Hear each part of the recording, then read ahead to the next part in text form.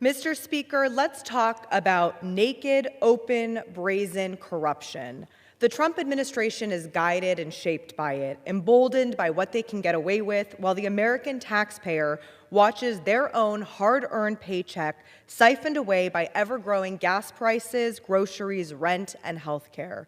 All the while, Donald Trump flaunts his White House ballroom and D.C. arch with displays of nauseating corruption for his billionaire buddies in broad daylight.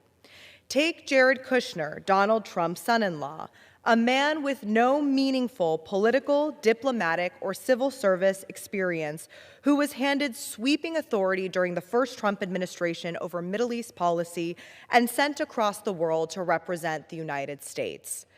At the same time, his family's real estate empire in New York was in trouble after years of mismanagement and actively seeking foreign investment.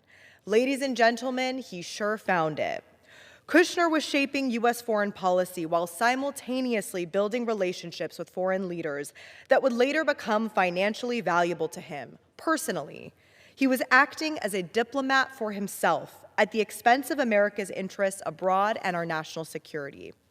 Kushner communicated directly with wealthy, high-ranking officials like Saudi Crown Prince Mohammed bin Salman, using unsecured and unauthorized channels like WhatsApp, with limited or no transparency and record-keeping regarding these official and ethically dubious conversations. Nothing has changed since the first Trump administration. In fact, it has only gotten worse. They no longer even pretend to hide it. While Kushner and Trump ally and billionaire friend Steve Witkoff meet with Gulf countries about matters pertaining to U.S. national security, they are also directly involved with selling massive billion-dollar deals to friends and family of the president. It's the largest corruption scandal ever seen in the United States, leading back directly to Donald Trump, members of his family, and top administration officials. Kushner is a private citizen. He is not subject to the rules and regulations of actual public servants, including background checks and requirements for a security clearance, negotiating America's foreign policy and matters of literal war and peace between the United States and Iran, some of the most consequential negotiations of the 21st century. Meanwhile, new reporting from the New York Times shows that Kushner is simultaneously soliciting $5 billion in new investment from the very same foreign governments with a direct stake in these negotiations. It would be too outlandish for a movie script, yet this is the reality in America today. An elite ruling class which makes policy decisions based on how it will affect their personal bottom line and using taxpayer-funded government to get rich at our expense.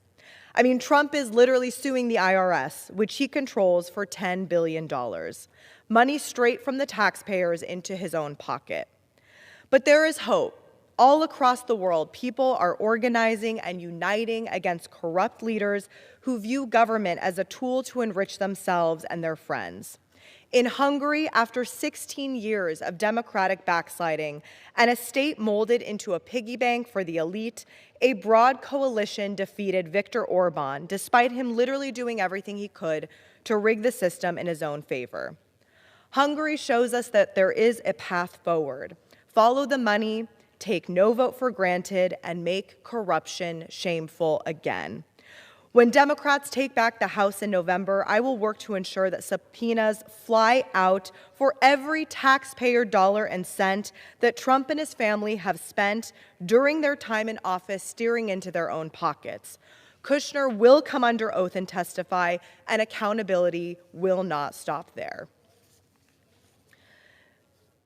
Mr. Speaker, I rise today to honor Miguel Alvarado of Guadalupe, Arizona, a man deeply respected in our community. For over 2 decades, Miguel has shown up for his neighbors with consistency and with heart. For 25 years, he has led the Guadalupe Car Show, a tradition that brings thousands together to celebrate culture, creativity, and community pride. The 25th anniversary Guadalupe Car Show returns on Sunday, April 26th, transforming downtown Guadalupe into a vibrant festival with lowriders, classic cars, and custom builds, drawing 10,000 to 15,000 attendees from across Arizona. It's a must-attend event for families and car enthusiasts alike.